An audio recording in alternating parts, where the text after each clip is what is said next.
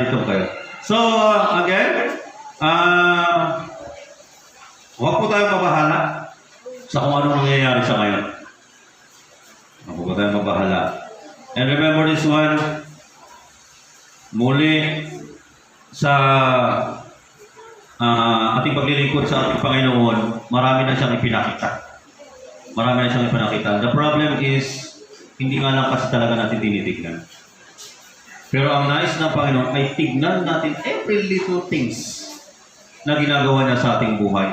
Kapag tinignan mo ang mga maliliit na bagay na ginagawa niya sa iyong buhay, natitiyak ko, mapupuno ang puso mo at isipan mo, wala nang panahon para ma-stress ka. Amen? At wala na, kahit mga simpleng bagay lang, yung gumising ka lang, hindi ako nabangungot. Amen? Gumising ka, tapos paggising mo, may tubig. Thank God, may tubig. Dati wala. Simple. Punuin mo yung sarili mo, yung magiging conscious ka sa ginagawa ng Panginoon that everything is from His grace. Amen? Pag pinuno mo ang isip mo at isipan mo, pero kapag talagang pinuno mo, pinakain mo ang isipan mo, kaalaman mo ang puso mo ng mga stress, paggising mo pa lang, Allah, ganito ganyan po, paano kaya? Po, ay talagang mapupuno, masisira ang araw mo. Samantalang bayad na nga yung mabuting moment para sa iyo. Hindi mo lang ini-enjoy yung mga moment na yun. Sayang naman. Dugo at buhay ang pinambayad. So, ibig sabihin natin ang ating ng Panginoon sa ating mapapag-aralan sa ngayon, mapapag-usapan, is matatagpuan sa 1 John chapter 4 verse 17. Bukas yung Bible niyo. 1 John 4:17, basahin natin dito. Sinabi niya, 4:17, love has been perfected among us in this. Wow. That we may have boldness in the day of judgment, because as He is, so are we in this world. Tayo po ay manalangin. Ama, Panginoon, salamat po. Salamat po sa wisdom na nagmumula sa iyo. Salamat din sa very receptive na kaisipan at puso ng bawat isa. Salamat. Ikaw ang madakila. In Jesus' name, and amen. Napakaganda ng teksto na ito. Ito ay nagpapaalala sa past natin, sa present situation natin, at maging sa future natin. Sa past situation natin, well, of course, ang starting line natin, gaya na nabanggit ko kanina, ang starting line natin is the finish line of Jesus. Saan ba ang finish line niya? The cross. Bakit sinawag yung finish line? Kasi nga, tinapos na niya ang lahat-lahat, siya ay nahusgahan, ginampanan na niya ang kautusan para wala ng sumpa sa mga naniniwala na napalataya sa Kanya. At yung tinapos niyang ganon, at ikaw naman ay nag-umpisang na napalataya, naniwala ng tapat sa iyong puso at isipan sa Kanyang tinapos na gawa sa krus Calvary, that would be your starting line also. So, matapos na niya. Ngayon, sa present situation mo rin naman, sa kasalukuyan mong buhay, na punong-puno ng pakikibaka, lalong-lalo na kulang ng pera, ay talagang mayroon at meron pa rin pinapaalala ang Panginoong Jesucristo sa atin. As we go on, ay natitiyak ko, muli mapapaigting ang ating pananampalataya. Sinabi niya dito sa verse 17, love has been perfected among us in this. Love has been perfected. Yung word na love. Ano sa Tagalog yun? Pag-ibig. Ano sa Tagalog? Love has been perfected. Pinaging ganap. Pinaging ganap. Tama sa Tagalog. Mga Bible ninyo. Laging sapat. Pinaging sapat. Love has been perfected among us in this. Yung word na love, well, of course, alam naman natin na there is no other love, kundi ang ating Diyos. God is love. Paano na ipapakita ng Ama na siya ay Diyos ng pag-ibig? Sa pamamagitan ni Jesucristo na kanyang anak. Naipakita niya ang pag-ibig na bagaman anak niya, na bagaman pinakaiibig niyang anak, ay hindi niya hinayaan niya na siya ay mamamatay sa krus Calvary para sa kapatawaran, kaganapan ng ating kasalanan. Iniibig niya ang kanyang anak ng lubusan, ngunit willing siya na mamamatay sa krus Calvary. Why? Ibig sabihin lang doon na iniibig ka rin niya. Amen? Binuksanan niya ang kaligtasan. Nasa sa iyo kung buksan mo. Nasa sa iyo kung tanggapin mo. Nasa sa iyo kung paniwalaan mo. Yan ang wagas na pag-ibig ng Ama sa atin. Amen? So, dahil sa labis na pag-ibig ng Ama sa sangkatauhan, sa pamamagitan ng kanyang anak, eto na. Yung tinawag na love, eto na. Sa 1 John 4:9, yung sabi niya doon, 1 John 4:9, "And the love of God was manifested toward us." Ang pag-ibig ng Diyos ay naihayag, naipakita, obvious sa atin, that God, what? That God has sent His only begotten Son into the world that we might live through Him. In this love, sabi niya sa verse 10, in this love, not that we love God, but that He loved us and He sent His Son to be the propitiation for our sins. Wow! Hindi dahil sa iniibig mo ang Diyos, kundi dahil iniibig ka niya. Yung pag-ibig niya na sa iyo ay bunga ng ininstila niya sa iyo. Ibig sabihin, siya muna ang umibig sa iyo. Hindi ka magkakaroon ng wagas na pag-ibig kung hindi ka niya muna inibig. Amen? Nakuha. Okay. So praise God. Alam niyo mga kapatid, do not boast on your love to Him, but rather boast on His love to you. Ang ipagmalaki mo, hindi yung pag-ibig mo sa Kanya, parang si Pedro. Lord, kung saan ka pumunta, doon ako. Kung mabilanggo ka, mabilanggo rin ako. Ilang minuto lang. Pinagkaroon si Jesus Christ. Itinanggi niya na kasama siya ni Jesus Christ.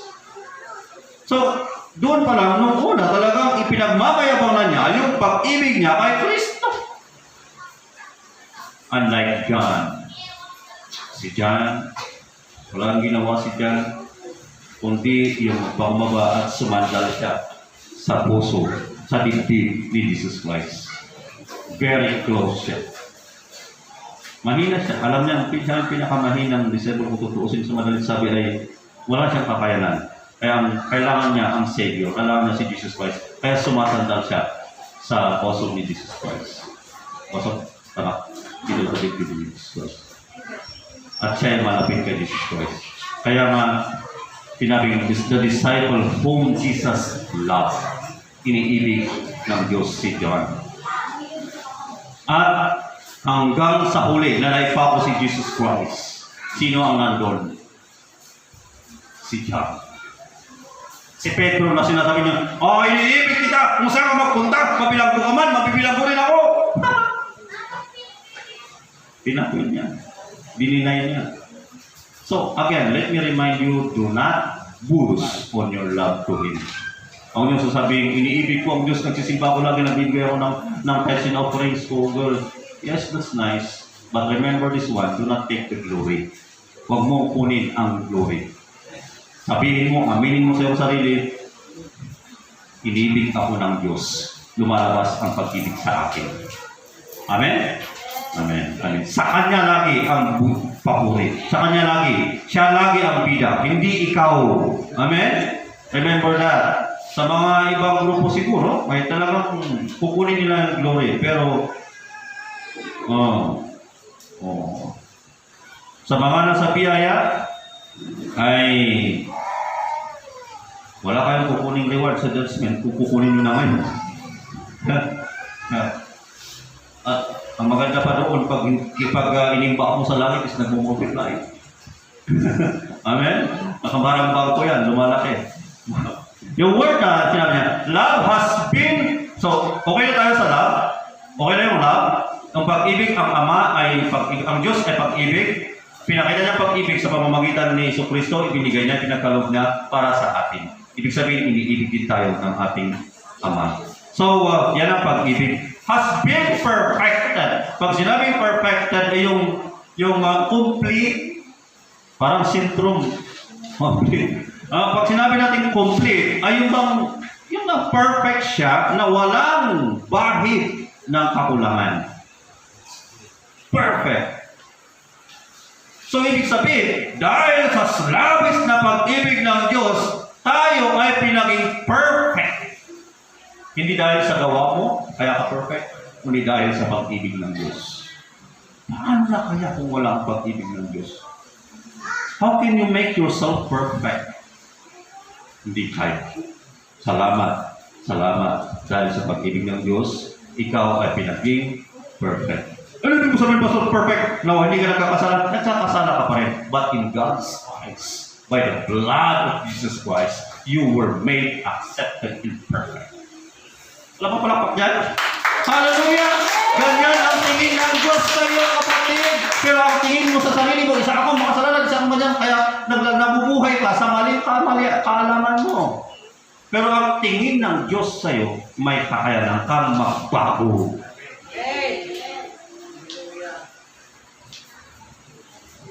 Kaya mo yan. Kung anong meron ka, tanggalin mo na yan. Hallelujah! Praise God! Ang hirap hilahin ang net. Ano yung hinihila nila na kung yung hinihila nila yung Sister Gina? Pukot. Pag maraming mga bawal ito, hindi ko kailang. Ang pag hinihila mo yun, pag maraming mga nakasabit-sabit na hindi ba, yung mga lumot-lumot, yung mga anong tawag? Yung mga lumot-lumot, ang hirap hilahin. Pero kapag natanggal yun, nalinis yun. Wow. Mabilis. Naku, sabihin. Kaya kung mayroon ka mga problema dyan, hindi ko naman gitin man. Bisyo man yan. Bisyo man yan. Ano man yan. It's time for you to remove. Tanggalin mo na. Dahil unang higit, ang identity mo, isa kang anak ng Diyos. Hindi mo tatanggalin yan, hindi ka magpapakabuti, magpapakatuwid para maging anak ng Diyos. No.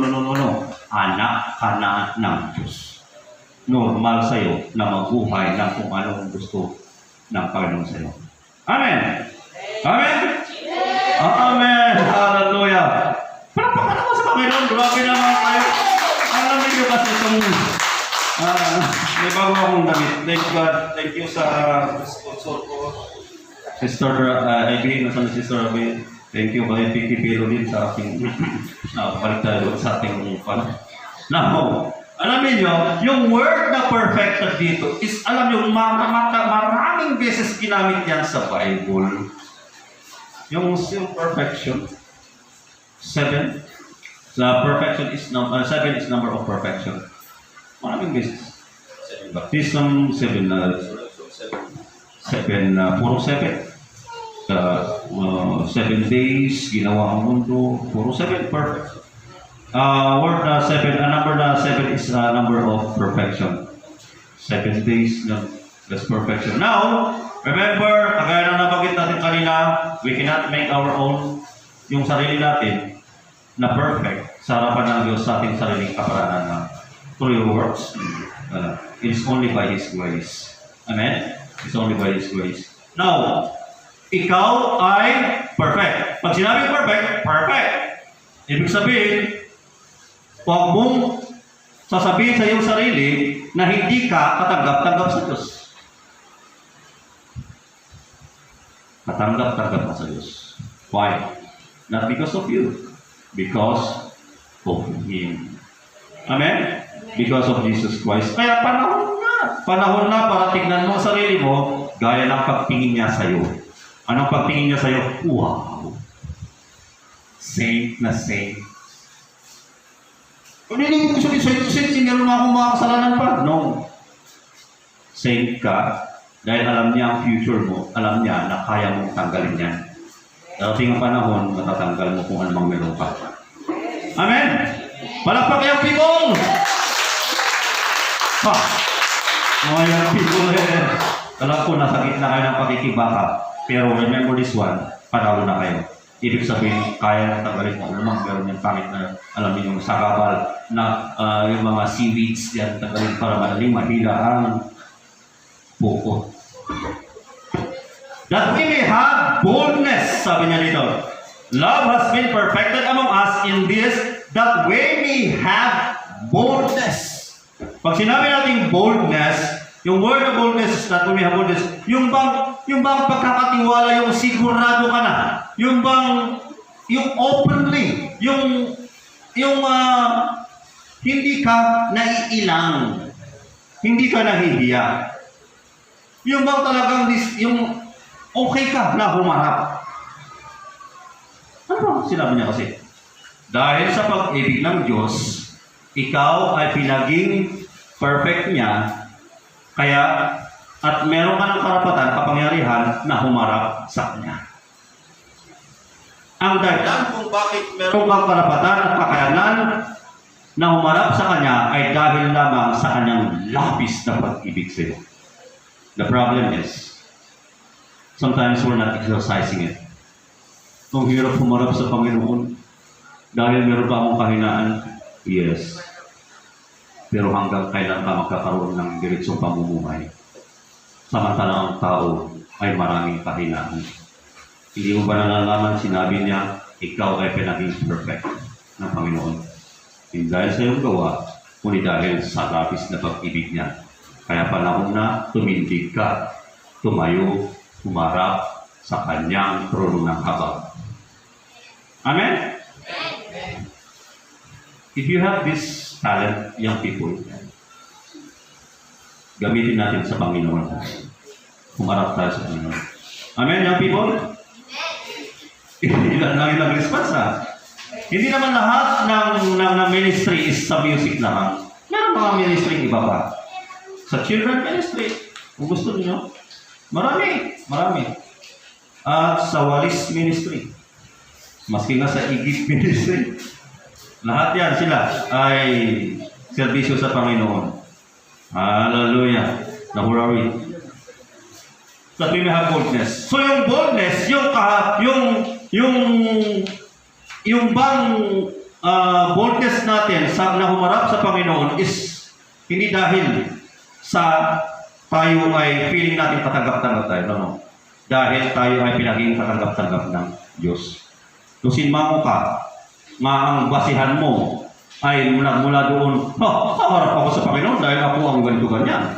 Ako ang pinakamalaki ang tithes. Ako ang leader doon. Ako ang gumagamit doon. Pag yun ang puhunan mo, ang basihan mo, foundation mo ng pagharap sa Panginoon, puskul rupa ang tawag doon. Ang tunay na pagharap sa Panginoon ay nagmumula doon sa kanyang biyaya. Nagmumula dahil sa katotohanan, ikaw ay inibig ng Diyos at ikaw ay pinaging perfect niya. Who are we to praise the Lord? Kung ang basihan natin ay ang ating sarili. Ang ating sarili is very lousy. Maraming mga kahinaan. Marami tayong mga pagkukulang. Pero dahil sa pag-ibig niya, pwede na tayo lumapit sa tulong ng kanyang. Grabe ang Panginoon. And let's continue. Boldness in the day of, that we may have boldness in the day of judgment. Kanina na pag-aralan natin ang tungkol sa judgment. Palagay ba ninyo, kung wala ang finished work of Jesus Christ sa cross Calvary, Kaya ba nating humarap sa judgment?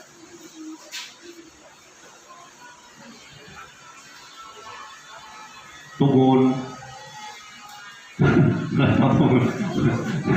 Di ba parang ganun yata yung naririnig ko noon. Tumugon. Sumayo rin. At sumayo rin lahat.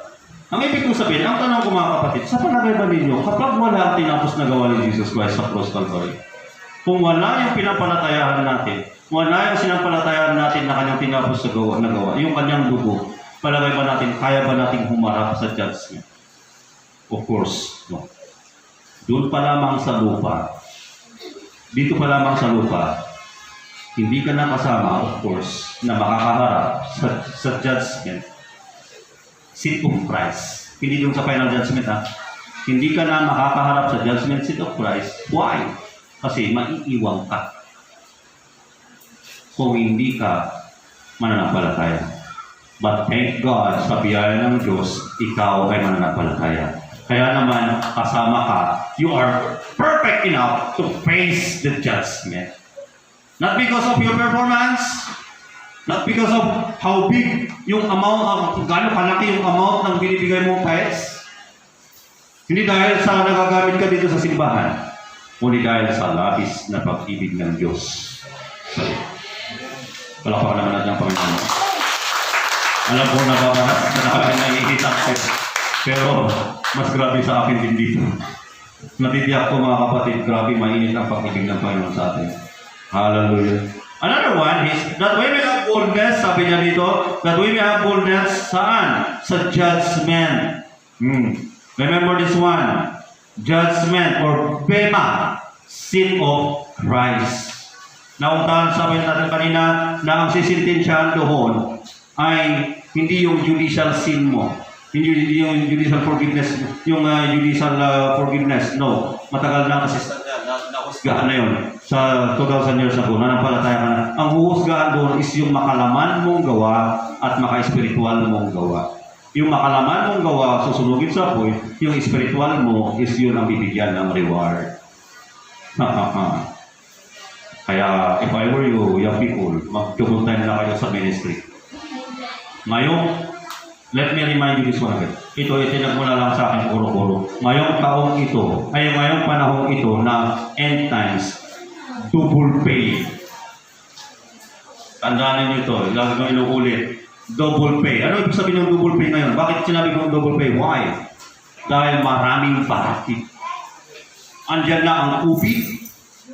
Andyan na ang lockdown. Hindi ka pwedeng mag-ministry. Andyan na ang lahat ng mga bawal.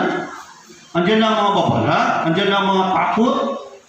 Pero kapag ikaw ay nagsumigasig na naglingkod sa Panginoon, I tell you, double pay. Thank God sa response. Double pay. Ang ibig sabihin mga kapatid, ay mas malaki ang reward na kukunin natin sa langit. Sa atin namang mga napalataya is sa reward na. Yung judicial sin natin is judicially sentence forgiven na. We are now secured. Amen? Amen. Yun ay kung tunay kang nanampalataya sa Kanya. Amen. Sinabi niya dito, and the day of judgment because as He is, ito na yung present situation mo. Kanina yung future, tapos na yung future. Yung future is yung tinapos na gawa ni Jesus Christ. Ay, future. Yung past is yung tinapos na gawa ni Jesus Christ. Yung present, ito na. Tapos, yung future, ligtas ka na sa judgment. Haharap ka na sa judgment. Yun yung future. Dahil yun yung hinihintay natin yung judgment, di ba? Yung bema seat of Christ. Yun yung future natin. Secured ka na doon. Ang gagawin mo na lang, mag-ipon na mag-ipon. Gumawa ka ng gumawa sa Panginoon. Ito yung present situation natin. Dito na yung present natin. Sinabi niya dito, as He is, so are we. Saan? Kung sino siya, kung ano yung reality niya, kung ano yung Jesus reality is our reality. Saan? Sa langit ba? When we go to heaven? No. Wala siyang sinabi, as He is, so are we in heaven. No. Na kung sino siya, kung siya ay banal, ikaw ay banal pag ikaw ay nasa langit na. No, no, no, no, no. Wala siyang sinabing ganon. Sinabi niya dito, as He is, so are we in this world. Tanong ko, si Jesus Christ ba ay makasalanan? Tugon. Si Jesus Christ ba ay makasalanan? Dahil hindi makasalanan si Jesus Christ, as He is, so are you. Siya ay perfect, as He is perfect, so are you. Not because of your performance again, but because of His performance at the cross by His blood. Now, worship na siyang naging kasalanan. Kailan? Pag mamamatay ka? No, in this world. Habang nabubuhay ka sa mundong ito, tingnan mo kasi ang sarili mo, gaya ng katotohanan na pagtingin niya sa iyo. Ang katotohanan na pagtingin niya sa iyo ay ikaw ay matuwid sa harapan niya. At ang bilang isang matuwid sa harapan niya, normal sa iyo, napakalinisin mo ang mga pangit, mga seaweeds na balakid sa iyo.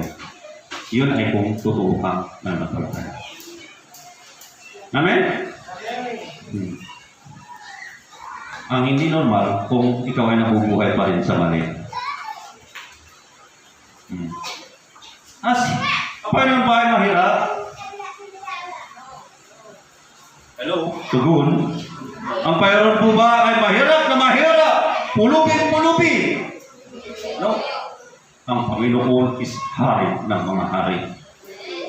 As He is rich. So are we. Palapakan natin ang Panginoon. Hallelujah!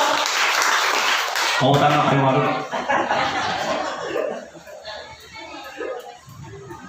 Ang kayamanan is not just about financial. Susunod ang financial. Susunod, pero andyan rin. Pero ang ibig sabihin na kapag wala ka ng pera is your birth. No? Your salvation that you earn. No, actually hindi mo in-earn yun na ibinigay niya is kayamanan yun. Amen? Maraming I tell you. Ay, naku, kung mapanood niyo yung mga kung paano na papapatayin yung mga Kristiyano sa Afghanistan. Napanood yun? O ba? No, Taliban ba? Marami. Pinaglilim niyo yung mga... Marami, hindi lang doon. Marami pang mga bansa. Paparit, parang yung ulo. Binali lang doon, tapos natumba na ka. Tapos lahat na sila talagang durot yung mga ayaw i-renounce si Jesus Christ. Sila ang mga nakakalalaki ng kanilang mga reward. Samantalang sa atin, libre pa tayo na magbahagi ng salita ng Panginoon. Ibig sabihin, malaki pa ang tsansa na malaki rin ang kikitain. Malaki rin ang reward natin sa langit. Amen? Kaya I tell you, young people, persevere. We must persevere sa paglilingkod sa Panginoon. Hindi upang mailigtas, kundi ligtas ka na. Kaya mas mainam sa'yo. Pag bilang isang ligtas, meron ka pang reward sa langit. Kaya gumawa ka ng gumawa hanggang sa darating siya. Amen? Ang Panginoon ba ay disqualified? No. Siya ba ay may sakit? Uubo sa langit? Merong COVID sa langit? Sa palagay ba ninyo, matatamaan siya ng Delta variant? Virus? As He is, so are we. Di bakit maraming mga Kristiyano na tamaan? Well, we cannot judge them. At hindi naman natin sasabihin, we are secure enough. Pero, ito lang ang gusto ko sabihin sa inyo. Pagdating sa security, sa physically, may chance na matatamaan ng isang tao. Lalo na kung ikakagararamot ng talaga mo. Sinabi na nga mag-face mask ka. Kaya may face mask ako dyan. Sinabi nga kasi mag-alcohol ka, magpa-injector ba. Tapos, ayaw mo rin naman. it's a way na pinoprotektahan ka ng Panginoon. Pero hindi ko sinabing punta ka lahat, pumila kayo doon na magpa-inject or what. Nasa yung decision pa rin naman. Decision yun. I-respect natin. Pero ang ibig dahil alam naman natin na ang protection ng Panginoon is in a different way. Pero ang ibig kong sabihin mga kapatid, yung situation natin, yung present situation natin, ang nais ituro sa atin ng Panginoon mga kapatid, yung tiwala natin na kung sino siya, kung ano ang realidad niya, ganun. Kung siya ay katanggap-tanggap sa judgment seat, kung siya dahil, maalala niyo nung si Jesus Christ ay namatay, nakita niya si Magdalene, nakita siya si Magdalene, si Mary Magdalene, maalala niyo yun? Alam niyo sabi ni Jesus Christ, nung hahawakan sana ni Mary Magdalene, anong sabi niya? Wait, huwag mo ako. Do not touch me. Bakit? Ayaw niya magpahawak. Yung katawan niya kasi yun is glorified body na. Ayaw niya magpahawak. Why? Ano pa gagawin niya? Ang gagawin niya is pupunta sa langit. Kaya dalawa ang resurrection, dalawa ang pagbaba pagdating ni Jesus Christ. Firstly, sa second coming, yung una is yung naipanganak siya, pangalawa is yung pumunta siya ng langit, bumalik siya ulit dito sa lupa. Na madalit sabi mga kapatid, bakit? Ano bang gagawin niya kasi sa langit? Bakit ayaw niya magpahawak? Marahil baka pag nawakan siya, may mabahiran ng unholiness. Ayaw niya magpahawak na yung katawan niya is glorified body. What? Ano ibig sabihin nun? Na yung katawan niya iyon is yung katawan niya, siya yung i-offer doon sa langit. Kasi doon sa langit, meron tayong tinatawag na tabernacle namin. Parang tabernacle. Na kung saan, merong outside, mayroong inner, at mayroong holy of holies. Sa madalit sabi, to make the story short, yung katawan niya, yung dugo niya, iaalay niya kay Kristo. At siya yung magre-represent sa ating mga mananampalataya. Na ibig sabihin na walang bayad ng kasalanan yung katawan. Kung i-reserve niya yung katawan niya, walang bayad ng kasalanan upang i-represent niya tayo doon sa langit. At mapalad kayo na naniniwala na nampalataya kay Kristo. Dahil sa Kanya, kung ano siya, kung sino siya, kung ano ang realidad niya, yun ka rin sa harapan ng Ama. Dahil i-judge ka, hindi dahil sa iyong ginagawa, kundi dahil sa ginawa niya sa Cross Calvary. Ang tanging ginawa mo is yung desisyon mo na tanggapin ang ating Panginoong Kristo bilang Lord and Savior. Palakpakan ng Panginoon. Hallelujah! Praise God! So, ibig sabihin, all glory ay dapat ibalik sa Kanya. Amen? Sa Kanya lahat ng papuri. So, remember this one? Your past, dahil kay Kristo 2,000 years ago. Your present, as He is, so are we in this world. Start living na ikaw ay panalo dahil siya ay panalo. Start living na siya ay healthy dahil ikaw ay healthy dahil siya ay healthy. Start living na siya na ikaw ay rich. Amen? Magkakasapiki tayo. Ayaw na, hindi tayo naniniwala. Start living that you are rich. Alam niyo mga rich people? Alam niyo mga rich people na bagaman salat, walang pera, is merong part ng giving. Yun ang mga rich people. Ano yung sabi pa ito? Mabibigay ng pera? No. Kung wala man silang may bugay ng pera, yung sarili nila. Yung service nila. Isa lang ang paraan ang pera. Pati nga buko. Thank God pala sa mga nagbibigay ng buko dito. I-bless kayo. At patuloy nito bless pa ng Panginoon. And then your future, judgment, you are secure. Perfect ka na haharap sa judgment seat of Christ. Pema, haharapin mo na, hihingin mo na, kukunin mo na ang mga reward mo. Hindi dahil sa iyo, kundi dahil sa labis na pag-ibig ng Diyos na naging dahilan para perfect ka nakaharap sa trono ng kanyang habang. Palakpakan natin ang Panginoon! Hallelujah! Praise God! Yun lamang mga kapatid, magandang tanghali po sa ating lahat.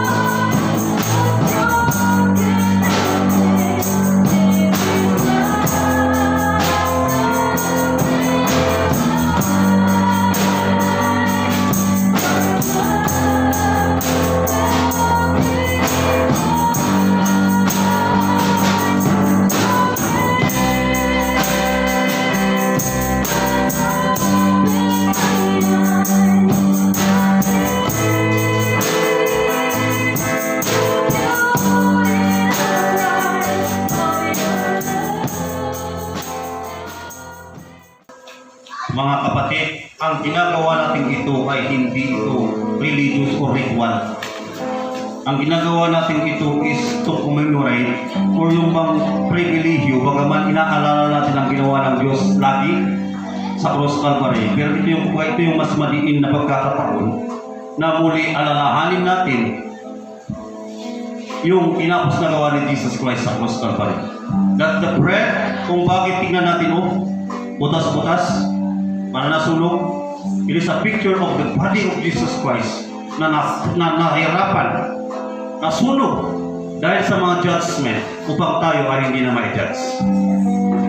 So, let me request the congregation this time. Itong bread na ito, napapakita ng kanyang katawan na kung saan siya ay chastise, siya ay napahirapan, na kapalit nito ay ang kagalingan natin sa mga karamdaman. Itong drinks na ito naman ay nagsisimbolo, alam naman natin, nagsisimbolo sa unblemished blood of Jesus Christ. Walang bayad ng kasalanan, na dugo ni Kristo na siya nag-alis. Remember, hindi po niya tinakpan, katulad ng unang panahon, hindi po niya tinakpan ang kasalanan ng mga nanampalataya sa Kanya, kundi inalis niya. Ibig sabihin nun, sa mata ng Ama, katanggap-tanggap pa. Marami pa kang kahinaan, but through His blood, you have the power to remove it. Kaya mo kagaling. So, sinabi niya dito, and when He had given thanks, He broke it and said, "Take it, this is my body, which is broken for you. Do this in remembrance Okay, kainin natin yung tinapay.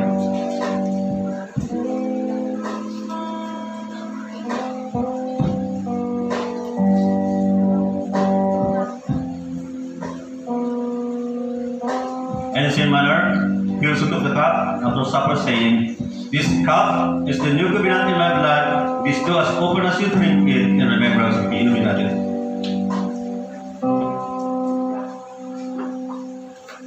Brothers and sisters in Christ, let us claim the truth that we were healed. We were healed. Ano mang karamdaman meron ka ngayon, claim it. You were healed. And let us also claim that by the blood of Jesus Christ, you were made perfect and ready to face at the judgment of Christ. Ang ibig ko sabihin mga kapatid, dahil lamang sa tinapos ni gawa ni Jesus Christ na siyang pinaniniwalaan mo na dapat mong panampalatayan ngayon pa lamang ay perfect enough para ikaw ay tatawaging highly favored and blessed. Pinagpaglaran.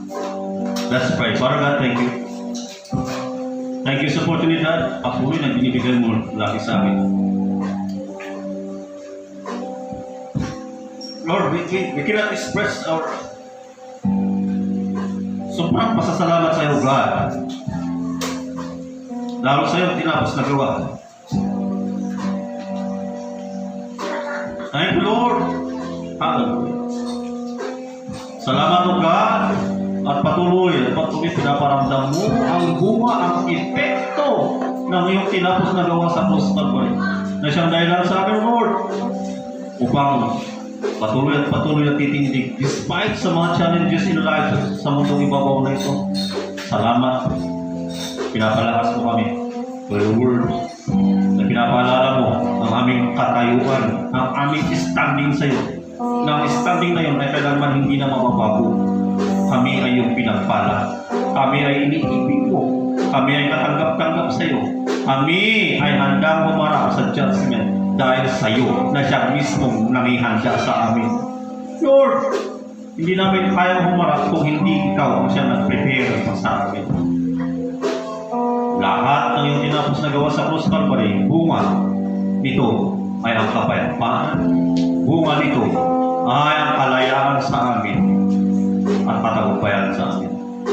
Salamat maging sa mga tithes and offerings, bahagi at pagpapakita na pinagpala mo ang bawat sa amin, lumalabas lamang sa pamamagitan ng pagbibigay. At habang kami nagbibigay, ay lalo pang kami ay yung pinagpapala, pinagkakatiwalaan pa. Salamat, pinagpala mo ang bawat isa sa amin. Sa pangalan ni Jesus. Amen. Amen.